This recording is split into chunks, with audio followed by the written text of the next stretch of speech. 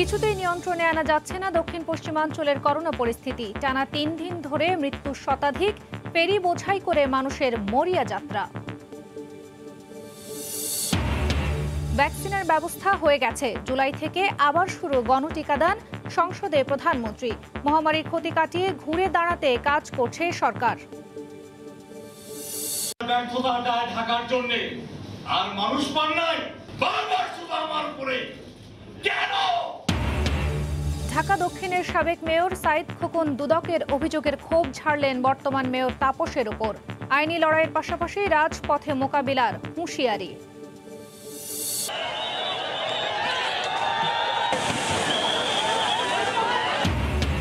যমুনা নদীর আকস্মিক ভাঙনে সিরাজগঞ্জ শহর রক্ষা বাঁধে ভাঙন, 150 মিটার এলাকা বিলীন, আতঙ্কে এলাকাবাসী। জিও ব্যাগ ব্লক ফেলছে পানি উন্নয়ন বোর্ড।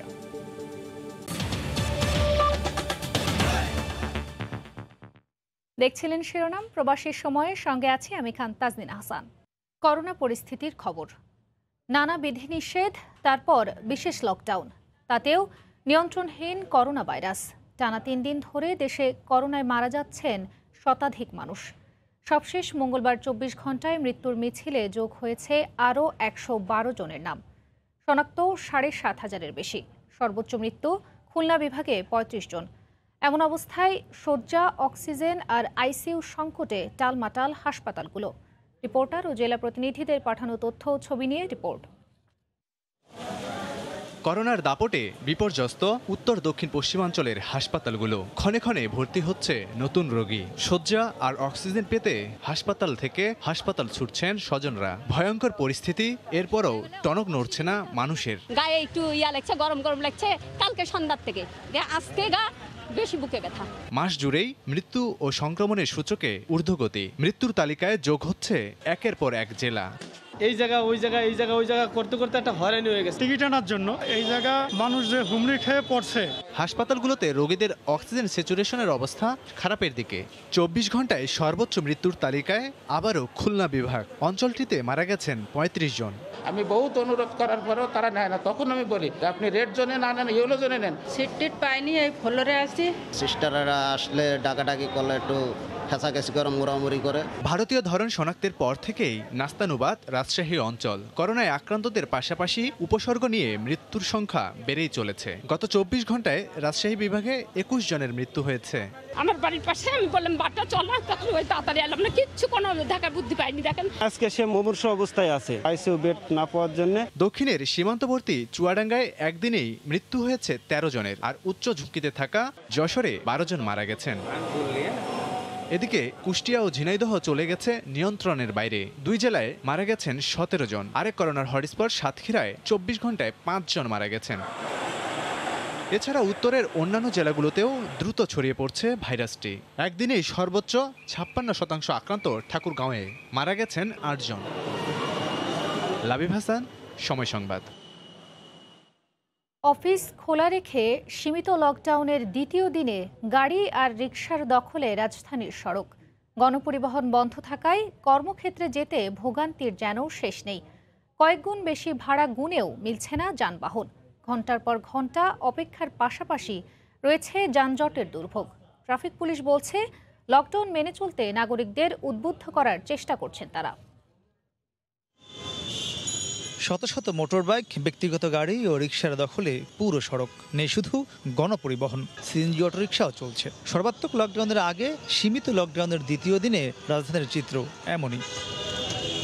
সড়কে শৃঙ্খলা ফেরাতে হিমশিম খেতে হয়েছে ট্রাফিক পুলিশকেও। তবে গণপরিবহন না থাকায় অফিসগামীদের ভোগান্তি সীমা ছাড়িয়েছে। মঙ্গলবার সকালে দেখা গেছে নগরীর মোড়ে মোড়ে শত শত যাত্রী রিকশার অপেক্ষায়। তারা বলছেন, অফিস খোলা রেখে গণপরিবহন বন্ধ করে দেয়া তামাশার শামিল। অনেক ঘন্টা যাবৎ ছোটাছুটি করতেছি, না পারতেছি রিক্সা, না পারতেছি কোনো কিছু। 20 টাকা 30 টাকার ভাড়া 200 টাকা নিচে যাওয়া যাইতেছে না। এই টাকাগুলো কোথা থেকে আসে জনগণের পকেটে? নাইলে ফুল বন্ধ করে দেওয়া হোক, আর নাইলে সব খুলে দেওয়া হোক। এরকম লকডাউন আমরা হাফ লকডাউন চাই না। মোটরবাইকে যাত্রী পরিবহন নিষিদ্ধ করা হলেও তা মানতে দেখা যায়নি কাউকেই। অনেকে আবার চেষ্টা করছেন মালবাহী গাড়িতে চড়ে অফিসে যেতে। গাড়ির ঝামেলায় যেতে দেরি হয়, এর জন্য বসরা রাগ করে যে আপনারা এত দেরি করে আসেন কেন। অনেক সময় দাঁড়াইছি, কোনো গাড়ি পাইতেছি না, কিছু পাইতেছি না। ভাড়া তো অতিরিক্ত, যদি গাড়ি পেয়ে যাও না চলে যাবো বাসায় আবার। এদিন দেশটির নাগরিকদের চলাচল রুখতে নগরীতে তেমন কোনো চেকপোস্ট লক্ষ্য করা যায়নি। তবে ট্রাফিক পুলিশ বলছে প্রজ্ঞাপনের নির্দেশনা মানতে তারা রাস্তায় আছেন। বাংলা রিক্সা এবং মোটরসাইকেলে ব্যক্তিগত গাড়ির কিছু আধিক্য দেখা যায়। আমরা যতদূর পারতেছি চেক করে করে তাদের ঘোরায় দেওয়ার চেষ্টা করতেছি, আইনগত ব্যবস্থা নিচ্ছি। দুপুরের পর বৃষ্টি হওয়ায় নগরবাসীর ভোগান্তি বেড়ে যায় আরও কয়েকগুণ। নগরবাসী বলছেন লকডাউনের মধ্যে যাতে মানুষকে ঘর থেকে বের হতে না হয় সে ব্যবস্থাও সংশ্লিষ্ট কর্তৃপক্ষকেই করতে হবে। মাহমুদ রাকিব, সময় সংবাদ, ঢাকা। এদিকে বৃহস্পতিবার থেকে কঠোর লকডাউনের আগে দিনভর ঘরমুখী মানুষের ঢল নামে শিমুলিয়া ঘাটে। স্বাস্থ্যবিধির তোয়াক্কা না করেই গাদাগাদি করে ফেরিতে যাত্রা করেন তারা। ঝুঁকি নিয়েই পার হন পদ্মা। পারলে বাদুর ঝোলা হয়েও ফেরি পারাপারের চেষ্টা। 2-4টি অ্যাম্বুলেন্স আর অন্য যান ছাড়া পুরোটাই ভর্তি মানুষে। রেলিং, সিঁড়ি, নামাজের স্থান, কোথাও তিল ধারণের জায়গা নেই। 4টি ঘাট থেকেই ফেরি রওনা হচ্ছে গায়ে গায়ে সেটে থাকা মানুষের ভিড় নিয়ে। অনেকের মুখেই নেই মাস্ক। কঠোর লকডাউনের আগে এভাবেই বেসামাল হয়ে বাড়ি ফেরার চেষ্টা করছেন মানুষ। কাজ না থাকা সহ নানা অজুহাত যাত্রীদের। খেয়ে থাকবো ঢাকা, তাই চলে আইছি। আসতে অনেক কষ্ট হয়েছে, গাড়ি দিয়ে চিপাচিপি করে আসা লাগছে, যার জন্য অনেক টাকা ভাড়া দিয়ে অনেক কষ্ট করে আসছি। কাঁচামাল নিয়ে যাচ্ছি, এতে হলে তো সময় মতো পৌঁছাতে পারতেছি না, আমাদের মালগুলো নষ্ট হচ্ছে। এতদিন মানুষ কিভাবে থাকবে এই একটা অনিশ্চয়তার কারণে সবাই যে যার মতো। ঘাটে অতিরিক্ত জ্যাম, গাড়ি পারাপার করতেছে না। স্বাস্থ্যবিধি উপেক্ষা করে শিমুলিয়ায় জনস্রোত বন্ধ না হওয়ায় হিমশিম খাচ্ছে আইন শৃঙ্খলা বাহিনী। বলছে ঘাটে যারা চলেই আসছে তাদের দ্রুত পার করে দেওয়ারই একমাত্র চেষ্টা এখন। ঘাটে যখন চলে আসছে তখন কিন্তু আমরা তাদেরকে আর ফিরিয়ে দিতে পারছি না। তারা যাতে স্বাস্থ্যবিধি মেনে স্বাচ্ছন্দ্যে নিরাপদে ফেরিতে উঠতে পারে। অতিরিক্ত ভাড়া যদি কেউ নিয়ে থাকে বা তা কোনো যাত্রীকে হয়রানি করে থাকে, সেটা যথাযথ কর্তৃপক্ষের কাছে অভিযোগ করতে পারে। প্রায় 11 কিলোমিটার দূরত্বের শিমুলিয়া বাংলাবাজার নৌ রুটে ফেরি চলছে 15টি। লঞ্চ, স্পিডবোট ও ট্রলার চলাচল বন্ধ রয়েছে। নাসিরউদ্দিন উজ্জ্বল, সময় সংবাদ, মুন্সিগঞ্জ। প্রধানমন্ত্রী শেখ হাসিনা বলেছেন ভ্যাকসিনের বন্দোবস্ত হয়ে গেছে। আগামী মাসেই বিভিন্ন উৎস থেকে বিপুল পরিমাণ ভ্যাকসিন দেশে আসবে এবং গণটিকা কার্যক্রম শুরু করা হবে। সকালে জাতীয় সংসদে বাজেটের উপর সাধারণ আলোচনায় এই প্রতিশ্রুতি দেন সংসদ নেতা। তিনি বলেন, মহামারীর ক্ষতি কাটিয়ে সমাজের সবাই যাতে ঘুরে দাঁড়াতে পারে সেই লক্ষ্য নিয়েই কাজ করছে সরকার। এছাড়া করোনাকালে দেশে 1700 কোটি মার্কিন ডলার আর্থিক ক্ষতি হয়েছে বলেও উল্লেখ করেন সরকার প্রধান। আর মাত্র একদিন বাদেই শুরু হবে নতুন অর্থবছর। রাষ্ট্রীয় আয় ব্যয়ের খতিয়ান চূড়ান্ত করতে মহামারীর মধ্যেও চলমান বাজেট অধিবেশন প্রায় শেষ দিকে। করোনার মধ্যেও সংক্ষিপ্ত অধিবেশনে মঙ্গলবার সকালে স্পিকার ডক্টর শিরিন শারমিন চৌধুরীর সভাপতিত্বে অনুষ্ঠিত হয় সংসদীয় কার্যক্রম। সাধারণ আলোচনায় বক্তব্য রাখেন সংসদ নেতা ও প্রধানমন্ত্রী শেখ হাসিনা। অবস্থায় আমাদের এই তিনি বলেন, মহামারীর ক্ষতি কাটিয়ে অর্থনীতি পুনরুদ্ধারের জন্যই সময় উপযোগী বাজেট দিয়েছে সরকার। আমাদের এসব সময়োচিত সাহসী পদক্ষেপের ফলে এই দুর্যোগের মধ্যে মানুষের জীবন ও জীবিকা যেমন রক্ষা করা গেছে, তেমনি দেশের অর্থনৈতিক কর্মকাণ্ড সচল রাখা সম্ভব হয়েছে। বিশ্বব্যাপী ভ্যাকসিন সংকটের মধ্যেও দেশে আগামী মাস থেকে গণটিকা চালুর দৃঢ় প্রত্যয় ব্যক্ত করেন সরকার প্রধান। সরকার দেশের সকল নাগরিককে বিনামূল্যে ভ্যাকসিন প্রদান নিশ্চিত করবে। এই লক্ষ্যে প্রয়োজনীয় ভ্যাকসিন সংগ্রহের জন্য যত টাকাই লাগুক না কেন আমরা সে টাকা দেব। আল্লাহর রহমতে আমাদের ব্যবস্থা হয়ে গেছে, এখন আর কোনো সমস্যা হবে না। চীন, রাশিয়া, যুক্তরাষ্ট্র সহ যেখান থেকে সব ভ্যাকসিন উৎপাদনকারী দেশ সকলের সাথে এবং কোম্পানির সাথে আমাদের যোগাযোগ অব্যাহত আছে এবং আমরা আশা করি এই জুলাই মাস থেকেই আরও ভ্যাকসিন আসবে এবং ব্যাপকভাবে আমরা ভ্যাকসিন প্রদান শুরু করব। মহামারীর বাজেটে বিভিন্ন খাতে আর্থিক বরাদ্দ ও পুনরুদ্ধার কৌশল তুলে ধরেন শেখ হাসিনা। জানান, রাষ্ট্রীয় বড় অঙ্কের ক্ষতি সামলে ওঠার চেষ্টা চলছে। করোনা ভাইরাস জনিত কারণে দেশের অর্থনৈতিক ক্ষতির পরিমাণ দাঁড়িয়েছে আনুমানিক 17 বিলিয়ন মার্কিন ডলার। এই সময় অর্থনৈতিক অভিজ্ঞতা উত্তরণের লক্ষ্যে আমরা 15.2 বিলিয়ন ডলার সমপরিমাণ 23টি প্রণোদনা প্যাকেজ বাস্তবায়ন করছি। অর্থনীতির কাঠামোগত রূপান্তর ধরে রেখে নতুন অর্থবছরের বাজেটে মানুষ স্বস্তি পাবেন বলেও আশা প্রধানমন্ত্রীর। আমাদের সরকার এই সংকটকালেও বরাবরের মতো মানুষের পাশে আছে, মানুষের পাশে থাকবে। দেবাশিস রায়, সময় সংবাদ, ঢাকা। জুলাইয়ের প্রথম সপ্তাহে আসছে চীন ও মডার্নার টিকা। এক্ষেত্রে চীন থেকে আসবে কেনা টিকা, আর কোভ্যাক্সের আওতায় 25 লাখ ডোজের মডার্নার চালান আসবে, জানিয়েছেন স্বাস্থ্যমন্ত্রী জাহিদ মালেক। এছাড়া দেশে মজুদ ফাইজারের টিকা 1 জুলাই থেকে দেয়া হবে প্রবাসীদের। ভ্যাকসিনেশন কার্যক্রম ভালো সূচনা করেও এখন টিকা সংকটে বাংলাদেশ। অক্সফোর্ডের টিকার মজুদ এখন 1 লাখেরও কম, অথচ দ্বিতীয় ডোজ বাকি প্রায় 15 লাখ মানুষের। সিনোফার্মের টিকার মজুদ 1,10,000 আর ফাইজার 1 লাখ। 16 কোটি মানুষের দেশে তাই এখন টিকার জন্য হাহাকার। তবে স্বাস্থ্যমন্ত্রী জানালেন, এবার ঘুচতে যাচ্ছে টিকার সংকট। চীন থেকে কেনা কাঙ্ক্ষিত টিকার চালান আসছে এ সপ্তাহের মধ্যেই, পাশাপাশি মডার্নার একটি বড় চালানও আসছে সপ্তাহে। আগামী 2-3 তারিখে যে 25 লক্ষ যে মডার্নার টিকা বাংলাদেশে চলে আসবে, এবং এই সপ্তাহের মধ্যে আশা করি চাইনিজ টিকাও চলে আসবে। এছাড়া কুয়েত ও সৌদি প্রবাসীদের টিকা দেওয়ার মাধ্যমে প্রবাসীদের টিকাদান কার্যক্রম শুরু হবে 1 জুলাই থেকে। দুদিন থেকে ফাইজারের টিকা যারা সৌদি এবং কুয়েত গামী শ্রমিকদেরকে দেওয়ার ব্যবস্থা করেছি, সেটা ঢাকা 7টা হাসপাতাল থেকে দেওয়া হবে। মঙ্গলবার 8ম করোনা টিকা হিসেবে মডার্নাকে জরুরি ব্যবহারের জন্য মানবদেহে প্রয়োগের অনুমতি দিয়েছে দেশের ওষুধ প্রশাসন অধিদপ্তর। হরিপদ সাহা, সময় সংবাদ, ঢাকা। সংবাদ সম্মেলনে এসে মেজাজ হারালেন ঢাকা দক্ষিণের সাবেক মেয়র সাইদ খোকন। দুদকের অভিযোগের ক্ষোভ ঝাড়লেন বর্তমান মেয়র তাপসের ওপর। এ সময় নিজের ও পরিবারের 8টি ব্যাংক হিসাব জব্দের বিষয়ে আইনি লড়াইয়ের পাশাপাশি রাজপথে মোকাবেলার হুঁশিয়ারি দেন সাইদ খোকন। এদিকে প্রেস বিজ্ঞপ্তিতে বর্তমান মেয়র ব্যারিস্টার শেখ ফজলে নূর তাপসের পক্ষ থেকে জানানো হয়, আদালতে বিচারাধীন বিষয়ে প্রতিক্রিয়া জানাবেন না তিনি। অস্বাভাবিক ও সন্দেহজনক লেনদেনের প্রাথমিক প্রমাণ মেলায় গত রোববার সাবেক মেয়র সাইদ খোকন ও তার পরিবারের 8টি ব্যাংক হিসাব জব্দের আদেশ দেন আদালত। এর প্রতিবাদে মঙ্গলবার জাতীয় প্রেস ক্লাবে সংবাদ সম্মেলন করেন সাইদ খোকন। আইনি মোকাবেলা করব।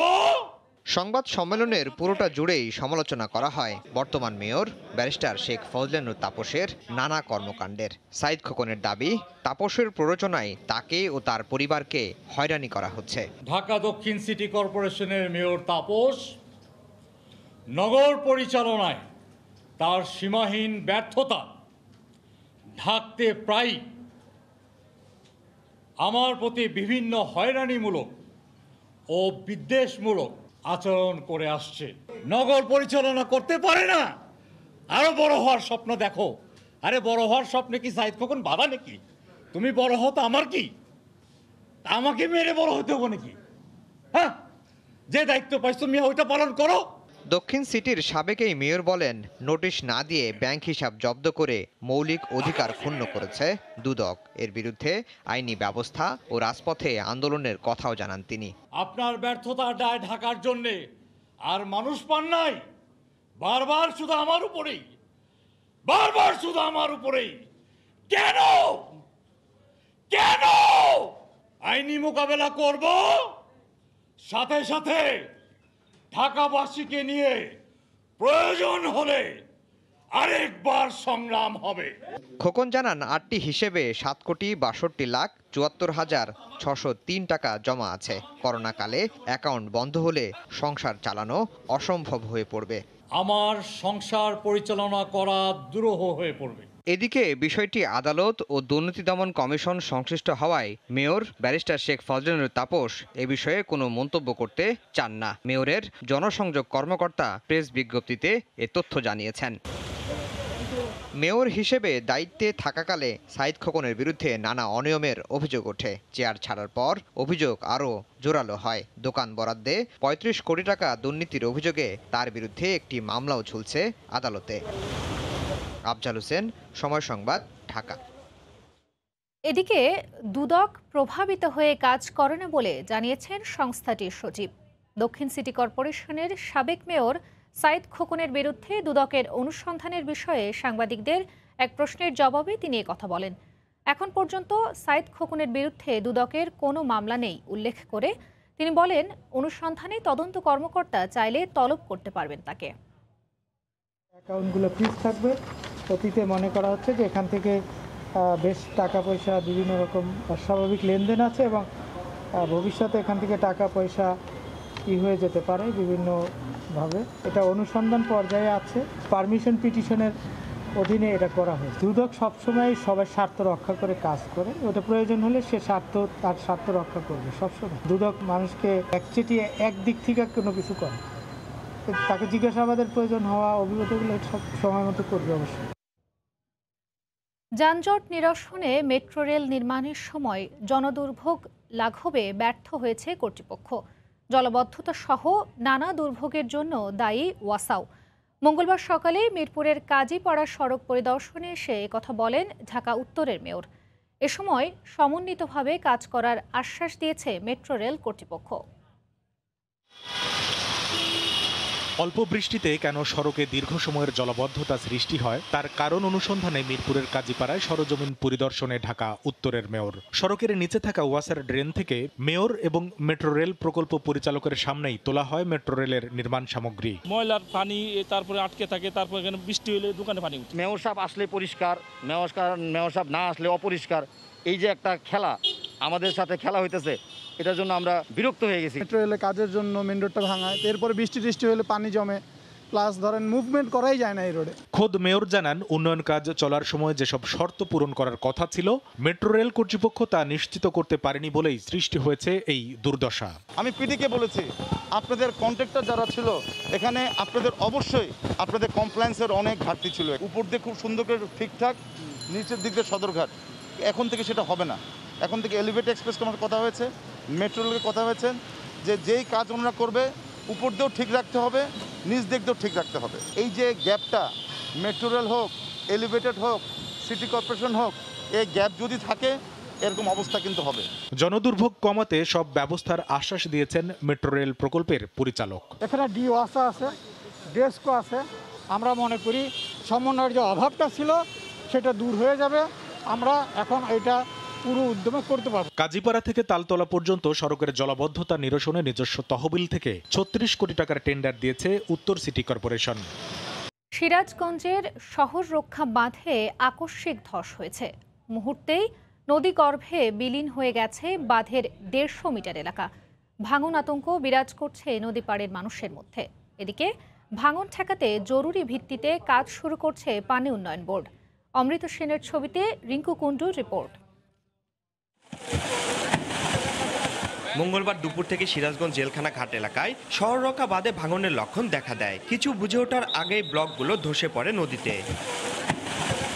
স্থায়ী ও মজবুত বাঁধেও ভাঙন আটকাতে না পারায় আতঙ্ক ছড়িয়ে পড়ে স্থানীয়দের মধ্যে। সকাল 11টার ঘটনা, বুড়বুড়ি কাটাইতেছে, আমাদের তো জানের তো নিরাপত্তা নাই। তো নদীতে ভাঙে আমরা কোনে থাকবো? মুহূর্তের মধ্যেই সবগুলো ব্লক এই অবস্থা হয়ে গেছে। যদি পানি উন্নয়ন বোর্ড নিজেদের কাজকর্ম সঠিকভাবে পরিচালনা করত তাহলে হয়তো আজকে আমাদের এই অবস্থা দেখতে হতো না। পৈতৃক নিবাস ধরে রাখা নিয়ে আমরা আশঙ্কায় আছি। তারা যেন তাড়াতাড়ি ভাঙন এটা রোধ করে, তার শহরের তো পানি ঢুকে যাবে। ভাঙন রোধে জরুরি ভিত্তিতে সিসি ব্লক ও জিও ব্যাগ ফেলা শুরু করেছে পানি উন্নয়ন বোর্ড। এখানে একটা ঘূর্ণাবর্ত সৃষ্টি হয়েছে, লোকাল অ্যাকশনের কারণে এখানে প্রায় 70-80 মিটার জায়গা ধস নেমেছে। তো এটা আমরা মোবিলাইজ করেছি, জিও ব্যাগ এবং সিসি ব্লক ফেলছি। এটা আমরা মেরামত করে ফেলবো, পরে শুকনো টাইমে এটা আমরা পারমানেন্টলি করব।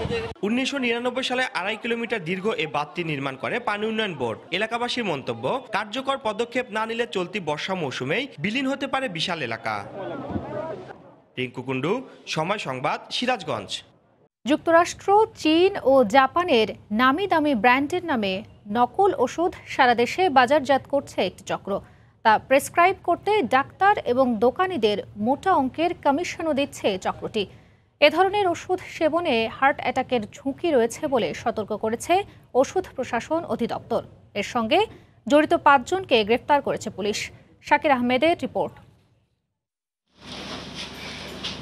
নারায়ণগঞ্জের সিদ্ধিরগঞ্জের জালকুড়ি এলাকায় অবস্থিত জেনমার্ক ইউনানি লিমিটেড। জনবিচ্ছিন্ন এই ওষুধ কারখানায় ইউনানি ওষুধের আড়ালে তৈরি হচ্ছে শারীরিক উত্তেজনা সৃষ্টিকারী ক্যাপসুল ও ক্যালসিয়াম ট্যাবলেট। এসব ওষুধ তৈরিতে সিলডেনাফিল সাইট্রেট নামের উপাদানের মাত্রাতিরিক্ত ব্যবহারের প্রমাণ পায় ঔষধ প্রশাসন অধিদপ্তর, যা সেবনে হার্ট অ্যাটাক ও দৃষ্টিশক্তি হারানোর সম্ভাবনা রয়েছে। ক্যালসিয়াম আইটেমটা তৈরি করার ওদের কোনো পারমিশন নেই। সেক্সের ওষুধ ওইভাবে মার্কেটিং করার কোনো অনুমতি আমাদের ওষুধ প্রশাসন থেকে নাই।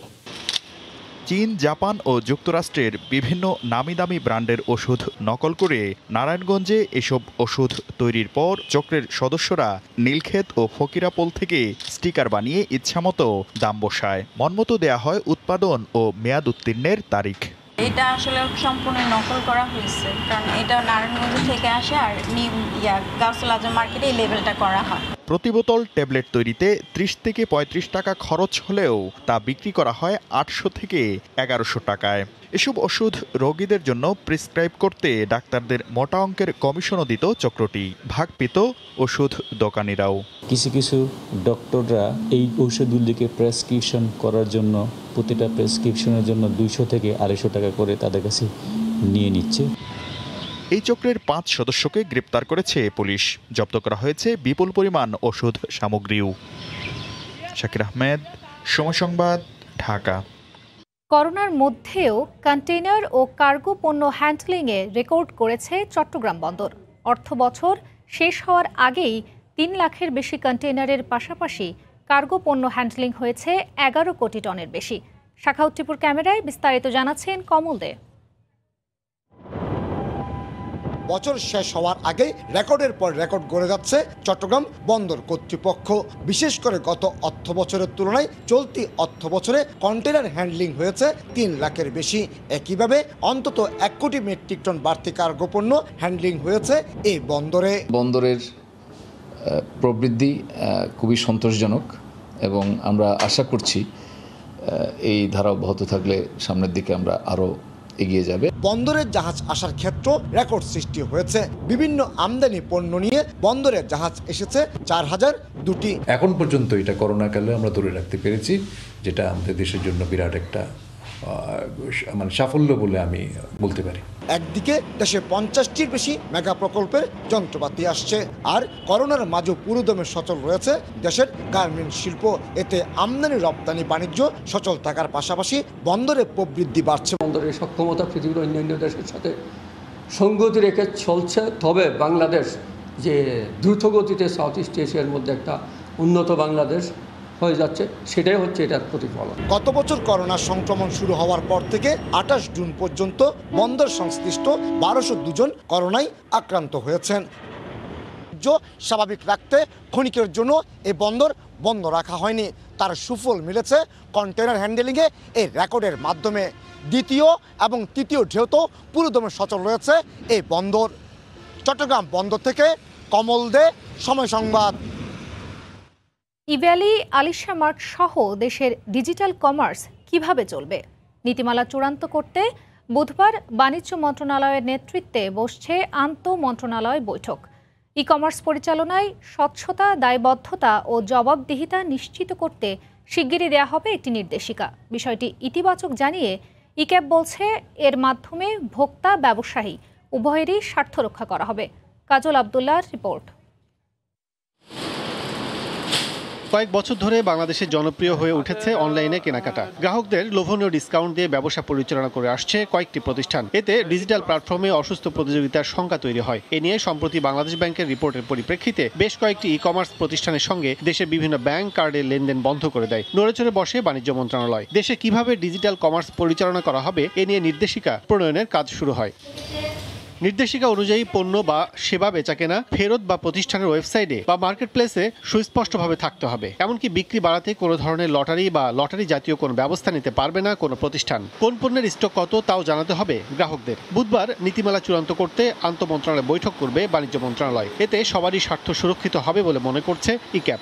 ই কমার্স কোম্পানিগুলো বা ক্রেতারা কিভাবে তাদের পেমেন্ট পাবেন, কিভাবে রিটার্ন রিফান্ড পলিসি কী হবে, ডেলিভারি কিভাবে সম্পন্ন হবে, সমস্ত বিষয়ে বিস্তারিত আলাপ আলোচনা করা আছে, বিস্তারিত বলা আছে নীতিমালার মধ্যে। এতে ক্রেতা এবং বিক্রেতার উভয় স্বার্থ সংরক্ষিত হবে। অর্থনীতিবিদরা বলছেন, প্রতারণার বেশিরভাগই ঘটে থাকে বেশি মূল্যের পণ্যে। এক্ষেত্রে শুধু নীতিমালা নয়, ই কমার্সের আওতায় থাকা সব প্রতিষ্ঠানকে রাখতে হবে নজরদারিতেও। প্রত্যেকেই কিন্তু বাংলাদেশের প্রতিষ্ঠান হোক, বাংলাদেশের বাইরের প্রতিষ্ঠান হোক, তাদের কিন্তু কঠোর একটা নজরদারির মধ্যে নিয়ে আসা উচিত, যেখানে ক্রেতা সাধারণ যাতে একটা স্বস্তি বোধ করেন, একটা কনফিডেন্স পায়, একটা ট্রাস্ট পায়। নতুন এই নির্দেশিকা চূড়ান্ত হলে ইচ্ছে মতো কেউ আর ডিজিটাল প্ল্যাটফর্মে ব্যবসা করতে পারবে না। কাজল আব্দুল্লাহ, সময় সংবাদ, ঢাকা। পরিকল্পিত বিনিয়োগে বেশ খানিকটা এগিয়েছে বাংলাদেশের তৈরি পোশাক শিল্প। স্বীকৃতিও মিলেছে বারবার। প্রথম কোনো ব্যবসায়িক সংগঠন হিসেবে যুক্তরাষ্ট্রের গ্রিন বিল্ডিং কাউন্সিলের 2021 লিডারশিপ অ্যাওয়ার্ডও পেয়েছে বিজিএমইএ। তবে পণ্যের উপযুক্ত দাম আদায়ে উদ্যোক্তারা এখনও অনেকখানি পিছিয়ে। অর্থনীতি বিশ্লেষকরা বলছেন, বিনিয়োগের মতো দাম আদায়েও কৌশলী হতে হবে তাদের। কামরুল হাসান সবুজের রিপোর্ট। সবুজ কারখানা স্থাপনে বরাবরই এগিয়ে বাংলাদেশের পোশাক খাত। এরই মধ্যে পরিবেশ বান্ধব কারখানার স্বীকৃতি দেয়া সংস্থা যুক্তরাষ্ট্রের গ্রিন বিল্ডিং কাউন্সিলের লিড সনদ পেয়েছে 143টি কারখানা, যার 41টিই সর্বোচ্চ মানের প্লাটিনাম সনদ। শিল্প ক্যাটাগরিতে বিশ্বের শীর্ষ 100 কারখানার 39, কৃষি প্রধান বাংলাদেশের শিল্পমুখী অগ্রযাত্রায়। ওভেন, নিট ও টেক্সটাইল এই 3 ক্যাটাগরির শীর্ষ 3টি কারখানাও রয়েছে বাংলাদেশে। এসব কারণে সম্প্রতি ইউএস গ্রিন বিল্ডিং কাউন্সিলের 2021 লিডারশিপ অ্যাওয়ার্ড পেয়েছে বিজিএমইএ। সবুজ কারখানা করার কারণে ক্রেতাদের কাছ থেকে আমরা কোনো বিশেষ মূল্য সুবিধা পাই না, তথাপি পণ্য উৎপাদনকারী হিসাবে আমাদের কারখানাগুলো তাদের দায়িত্বের জায়গা থেকে তাদের কাজটা করে যাচ্ছে। পরিবেশ বান্ধব কারখানা স্থাপনে যদিও খরচ বাড়ে 30%, কিন্তু তাতে বাড়ে বাজার দখলের সুযোগও। তবে নিজেদের অদূরদর্শিতার কারণে এর সুফল মিলছে না বলে জানান উদ্যোক্তারা। বায়ারদের দিক থেকে আনইথিক্যাল এবং আনফেয়ার প্রাইস দেওয়া, এটা আমরা মনে করি অন্যায়। তো এই অন্যায়টাকে আরও সুযোগ করে দিচ্ছে আমাদের একটা অসম প্রতিযোগিতা। করোনার কারণে সংকুচিত হয়ে পড়েছে তৈরি পোশাকের বিশ্ববাজার, যার প্রভাব থাকবে দীর্ঘ সময়। তাই উপযুক্ত দাম আদায়ে উদ্যোক্তাদের আত্মবিশ্বাসী হওয়ার তাগিদ অর্থনীতি বিশ্লেষকদের। অন্যান্য দেশের সাথে আমাদেরকে আসলে কম্পিটিশন করেই চলতে হবে, সেখানে এটা একটা সার্টিফিকেশন, ইন্টারন্যাশনাল সার্টিফিকেশন। বিজিএমই এর তথ্য অনুযায়ী লিড সনদ পাওয়ার অপেক্ষায় রয়েছে আরও প্রায় 500 কারখানা। প্রবাসের সময় প্রথম ধাপে যারা টিকা নিয়েছেন, হজের অনুমতি পাওয়ার 48 ঘন্টার মধ্যে তাদের দ্বিতীয় ডোজ নেওয়ার নির্দেশনা দিয়েছে সৌদি সরকার। অন্য কোনো দেশ থেকে এবছর হজ করতে যেতে পারছেন না মুসল্লিরা। সৌদি আরবে অবস্থান করা 60,000 মানুষ পাচ্ছেন হজের অনুমতি। এদের মধ্যে প্রবাসী বাংলাদেশিরাও রয়েছেন। বিস্তারিত আরিফুর রহমানের রিপোর্টে। চলতি বছর হজের জন্য নতুন কিছু শর্তাবলী জারি করেছে সৌদি কর্তৃপক্ষ। এবার হজের জন্য যেসব মুসল্লি অনুমতি পেয়েছেন তাদেরকে হজের অনুমতি পত্র পাওয়ার 48 ঘন্টার মধ্যে টিকার দ্বিতীয় ডোজ গ্রহণের নির্দেশ দিয়েছে সৌদি হজ ও ওমরা মন্ত্রণালয়। এই নির্দেশনার ফলে টিকা গ্রহণের জন্য মুসল্লিদের কোনো ধরনের অপেক্ষা ছাড়াই টিকা প্রদান করা হচ্ছে। এবার হজে অংশগ্রহণের জন্য বিপুল সংখ্যক আবেদনের পরিপ্রেক্ষিতে নির্বাচিতদের হজের প্যাকেজের ফি প্রদান করার জন্য মাত্র 3 ঘন্টা সময় নির্ধারণ করে দেওয়া হয়েছে। নির্দিষ্ট সময়ের মধ্যে যারা ফি পরিশোধ করবেন তারা হজের চূড়ান্ত অনুমতিপত্র পাবেন। নির্বাচিতদের মধ্যে কত সংখ্যক কোন দেশের নাগরিক তা এখনো প্রকাশ করেনি সৌদি কর্তৃপক্ষ। তবে অনেক বাংলাদেশি অনুমতি পেয়েছেন, যারা টিকা গ্রহণ শেষে হজের জন্য অপেক্ষা করছেন। এবছর সর্বপ্রথম নিয়ম অনুযায়ী আমি সর্বপ্রথম অনলাইনে হজের জন্য বুকিং দিয়েছিলাম। কিছুদিন পর যখন আমাকে রিপ্লাই দেওয়া হয়, এরপরে আমি ব্যাংকে টাকা জমা করি। টাকা জমা করার পরে আলহামদুলিল্লাহ আজকে আমি হজের তাসরিয়া অর্থাৎ অনুমতিপত্রটা হাতে পেয়েছি। চলতি বছর হজে অংশগ্রহণের জন্য সৌদি নাগরিক সহ দেশটিতে বসবাসরত প্রবাসী প্রায় 5.5 লাখের বেশি মানুষ নিবন্ধন করেছেন। তবে হজে অংশ নিতে পারবেন মাত্র 60,000 মুসল্লি। আরিফুর রহমান, সময় সংবাদ, সৌদি আরব। করোনার তৃতীয় ধাপের সংক্রমণে টালমাটাল দক্ষিণ আফ্রিকা। সংক্রমণ রোধে তৃতীয় দফা লকডাউন, কারফিউ আর কঠোর স্বাস্থ্যবিধির পর নিয়ন্ত্রণে আসছে না সংখ্যা। দক্ষিণ আফ্রিকা থেকে মিজানুর রহমান রাসেলের রিপোর্ট। তৃতীয় দফায় করোনার বিস্তার রোধে নতুন করে 14 দিনের লকডাউন আর রাত্রিকালীন কারফিউ দিয়েছেন দক্ষিণ আফ্রিকার প্রেসিডেন্ট সিরিল রামাপোসা। জোহান্সবার্গ, গাউটেং সহ কয়েকটি প্রদেশের সংক্রমণ মারাত্মক হওয়ায় বাড়ানো হয়েছে বিশেষ নজরদারি, সীমিত করা হয়েছে বার, রেস্টুরেন্টে বেচাকেনা। নতুন করে সংক্রমণ ছড়িয়ে পড়ায় আতঙ্কিত স্থানীয় ও প্রবাসীরা ব্যাপক হারে আক্রান্ত হয়ে দেশটির বিভিন্ন হাসপাতালে চিকিৎসা নিচ্ছেন দেশটিতে বসবাসরত প্রবাসী বাংলাদেশিরা। করোনা তৃতীয় ধাপে সংক্রমণ আগের চেয়ে অনেক গুণ বাড়ছে। আমরা বাংলাদেশিরা অত্যন্ত আতঙ্কের মধ্যে আছি, এমনকি অনেক মারাও যাইতেছে, আমরা অনেক আতঙ্কিত আছি। সরকার ঘোষিত স্বাস্থ্যবিধি মেনে বাইরে চলাচলের সতর্কতার আহ্বান জানিয়েছেন দেশটিতে বসবাসকারী বাংলাদেশি কমিউনিটি নেতারা। প্রাণঘাতী করোনার তৃতীয় দফার তাণ্ডবে বিপর্যস্ত দক্ষিণ আফ্রিকা। সংক্রমণের বিস্তার রোধে কয়েক দফা লকডাউন আর সরকারের কঠোর স্বাস্থ্যবিধিতেও সংক্রমণ আর মৃত্যুর মিছিল বাড়তে থাকায় চরম আতঙ্কে নিয়েই বসবাস করছেন দেশটিতে বসবাসরত স্থানীয় এবং প্রবাসী বাংলাদেশিরা। মিজানুর রহমান, সময় সংবাদ, দক্ষিণ আফ্রিকা। ভারতের পশ্চিমবঙ্গে বাড়ল লকডাউনের মেয়াদ, তবে শিথিল করা হয়েছে কিছু বিধিনিষেধ।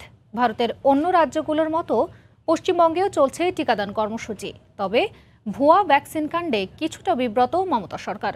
কলকাতা থেকে সুব্রত আচার্যের রিপোর্ট। গেল 16 মে থেকে পশ্চিমবঙ্গ রাজ্যে পূর্ণাঙ্গ লকডাউন দেয় মমতা প্রশাসন। সে সময় রাজ্য জুড়ে প্রতিদিন সংক্রমণ ছিল 20,000-এর বেশি, মৃত্যুর হার ছিল শতাধিক। কঠোর লকডাউনের কারণে এক মাসে কমতে থাকে সংক্রমণের হার। পরিস্থিতি কিছুটা উন্নত হওয়ায় 15 জন থেকে রাজ্যটিতে কিছুটা শিথিল করা হয় এই লকডাউন। দোকানপাট খোলার সময়সীমা কিছুটা বাড়ানো হলেও বন্ধ রাখা হয়েছিল গণপরিবহন। তবে 1 জুলাই থেকে নতুন নিয়মে চলতে পারবে বাস, অটো কিংবা রিকশাও। বেসরকারি সংস্থাও খোলা রাখা যাবে, তবে মেট্রো ও লোকাল ট্রেন বন্ধ থাকবে আগের মতোই রাত 9টা থেকে ভোর 5টা পর্যন্ত নাইট কারফিউ। 15 জুলাই পর্যন্ত এক্সটেন্ড করা হচ্ছে, কিন্তু এর মধ্যেও আমরা একটা অনেক লোককে সুযোগ দেওয়ার জন্য আমরা দেখছি যে কিছুটা হালকা করে দিলে কি হয়। রাত্রির টাইমটা যেটা 9টা থেকে ভোর 5টা পর্যন্ত স্ট্রিক্টলি প্রহিবিটেড ছিল, সেটা প্রহিবিটেড থাকবে। তখন এমার্জেন্সি ছাড়া কোনো কাজ হবে না। এদিকে কলকাতায় ভুয়া ভ্যাকসিন কাণ্ড প্রকাশ্যে আসায় অনেকটাই বিব্রত মমতা প্রশাসন। এ ধরনের ঘটনা যাতে পুনরাবৃত্তি না হয় সেজন্য কর্মকর্তাদের সতর্ক থাকার নির্দেশ দিয়েছেন মুখ্যমন্ত্রী। একই সঙ্গে কেন্দ্রীয় সরকারের বিরুদ্ধে অন্য রাজ্যের তুলনায় কম টিকা সরবরাহের অভিযোগ তৃণমূলের। আপনারা জানেন যে গভর্নমেন্টের অ্যাপ্রুভাল ছাড়া আমরা এখন আর কোনো সেন্টারে গিয়ে আমরা ক্যাম্প করতে পারবো না, যতক্ষণ না স্বাস্থ্য দপ্তর আমাদের স্পেসিফিক একটা কোড দেবে। সেই জন্য অনেকে আমাদের কাছে অ্যাপ্লিকেশন করেছে, তাদের কাছে আমরা হাত জোর করে ক্ষমা চেয়ে নিচ্ছি। ভারত সরকারের হিসেব অনুযায়ী 17 জানুয়ারি থেকে এ পর্যন্ত 32 কোটি মানুষ টিকার আওতায় এসেছেন। এর মধ্যে পশ্চিমবঙ্গে টিকা গ্রহণ করেছেন প্রায় 2.25 কোটি মানুষ। সুব্রত আচার্য, সময় সংবাদ, পশ্চিমবঙ্গ। সে সময় টানা প্রবল জোয়ারে ভেসে উঠল মেরিন ড্রাইভ সড়কের হিমছড়ি সৈকতে বালুচরে পুঁতে রাখা তিমির কঙ্কাল, যা সৈকতের কয়েকটি স্থানে ছড়িয়ে ছিটিয়ে পড়েছিল। পরে দুর্গন্ধ ছড়িয়ে পড়লে সেগুলো সংগ্রহ করে ফের অন্য একটি সংরক্ষিত স্থানে পুঁতে ফেলা হয়েছে। 4 মাস পর তিমি দুটির পুরো কঙ্কাল সংগ্রহ করে হিমছড়ি জাতীয় উদ্যানে সংরক্ষণ করা হবে বলে জানিয়েছে বন বিভাগ। আরও জানাচ্ছেন সুজাউদ্দিন রুবেল। কক্সবাজার টেকনাফ মেরিন ড্রাইভ সড়কের হিমছড়ি সৈকত। এই সৈকতে বালুচরে পড়ে আছে তিমির কঙ্কাল, যা থেকে ছড়াচ্ছে দুর্গন্ধ। স্থানীয়রা জানায়, রোববার রাতে মেরিন ড্রাইভ সড়কের হিমছড়ি সৈকতে বালুচরে পুঁতে রাখা তিমির বেশ কিছু অংশ প্রবল জোয়ারের পানিতে ভেসে ওঠে, যা পরবর্তীতে সৈকতে ছড়িয়ে ছিটিয়ে পড়ে। এরপর বিষয়টি বন বিভাগকে জানালে সোমবার সৈকতের হিমছড়ি থেকে দরিয়ানগর পর্যন্ত ছড়িয়ে পড়া তিমির কঙ্কালগুলো সংগ্রহ করে। দরিয়ানগর থেকে একটা এখানে নিয়েছি, সবগুলো এখানে গইনা আমরা রশিদি বাঁধে রাখছি। এসকেলেটার একটা আসছিল, ওইটা পারে নাই, ওইটা ব্যাগে গেছে, আরেকটা এসকেলেটার নিয়ে আজকে এই পর্যন্ত এখানে আসি। মঙ্গলবার সকালে ঘটনাস্থলে ছুটে আসে উপজেলা প্রশাসন, বন বিভাগ ও পুলিশ। পরবর্তীতে অর্ধগলিত এই তিমির কঙ্কালগুলো পুনরায় গর্ত করে মাটি চাপা দেওয়া হয়। গাড়ি পাওয়ার পরবর্তীতে আমরা হাড়গুলো আবার ডিকম্পোস্ট হওয়ার জন্য, পুনরায় ডিকম্পোস্ট হওয়ার জন্য আমরা মাটি চাপা দেওয়ার ব্যবস্থা করি। আর রেঞ্জ কর্মকর্তা জানালেন, তিমি দুটির কঙ্কাল সংগ্রহ করতে আরো 4 মাস সময় লাগবে। এরপর কঙ্কালগুলো সংগ্রহ করে হিমছড়ি উদ্যানে সংরক্ষণের পরিকল্পনা রয়েছে। গ্লাস দ্বারা এটাকে ঘিরে আবদ্ধ রেখে এই এখানকার হিমছড়ি তথা কক্সবাজারের যে পর্যটক যারা আসবেন এবং এখানকার লোকাল সবাই এটাকে দেখার উপভোগ করতে পারবেন। গেল 9 ও 10 এপ্রিল হিমছড়ি সৈকতে ভেসে আসে 15 থেকে 20 টন ওজনের দুটি মৃত তিমি। সেগুলো বালুচরে মাটি চাপা দেওয়া হয়। এ পর্যন্ত সাগরের প্রবল জোয়ারে তিমি দুটি ভেসে উঠে 4 বার। সুজাউদ্দিন রুবেল, সময় সংবাদ। এ পর্যায়ে শীর্ষ সংবাদ জানিয়ে দিচ্ছি আরেকবার। কিছুতেই নিয়ন্ত্রণে আনা যাচ্ছে না দক্ষিণ পশ্চিমাঞ্চলের করোনা পরিস্থিতি। টানা 3 দিন ধরে মৃত্যুর শতাধিক, ফেরি বোঝাই করে মানুষের মরিয়া যাত্রা। এবং ভ্যাকসিনের ব্যবস্থা হয়ে গেছে, জুলাই থেকে আবার শুরু গণটিকাদান। সংসদে প্রধানমন্ত্রী, মহামারী ক্ষতি কাটিয়ে ঘুরে দাঁড়াতে কাজ করছে সরকার। এই ছিল প্রবাসীর সময়। সঙ্গে থাকুন সময়।